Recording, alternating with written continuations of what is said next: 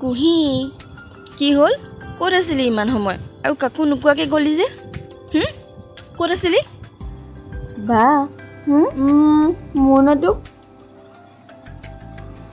কথা এটা ক'বলৈ আছিলে কি কথা ক'ব আছিলে মোৰ ন ভাল লাগে কাৰোবাক কাক মোক এই নহয় অ' তোক ধেমালি কৰিছোঁ ক মানে মানে মানে তাৰ নাম আদিত্য গগৈ হা কি হ'ল কোন আদিত্য কি কৈছ হা কাৰ কথা আলোচনা কৰিছ দুইজনীয়ে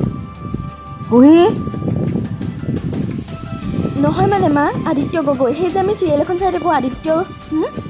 গগৈ নহয় মানে আদিত্য তাক আজি মই ফেচবুকত দেখিছোঁ তাকে বাট কৈ আছোঁ হয়নে বা হয়নে বা অঁ হয় হয় মা হয় তাকে কৈ আছিলে ঠিক আছে তেতিয়াহ'লে কুহি হা গধূলি হৈছে ঘৰ চোতালকেইটা সাৰ মই সেই তাৰ পৰা গৈ চব্জি কেইটামান লৈ আহোঁগৈ হা হা বাপেকে মই যদি ঘৰত এইবোৰ কাম কৰি থাকোঁ মই তাক কেনেকৈ লগ কৰিবলৈ যাম আৰু সি কালিলৈ যাবগৈ মাও যে নহয়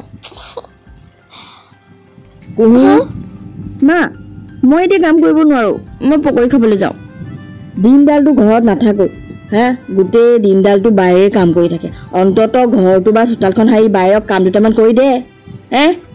আৰু ক'ত পকৰি খাবলৈ যাওঁ সেই তিনিআলি মূৰত যে আছে পকৰি দোকানখন তাত পকৰি খাবলৈ যাওঁ মই এতিয়া দৰকাৰ নাই কাইলৈ যাবি দিনত এতিয়া গধূলি হৈছে ঘৰ চোতালবোৰ সাৰ যা মই সোনকালে গৈ আহিমগৈ মই কৰি ল'ম তাইক যাবলৈ দিয়া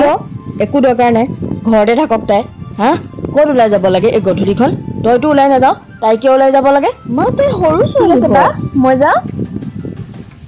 বাই মা বাই যা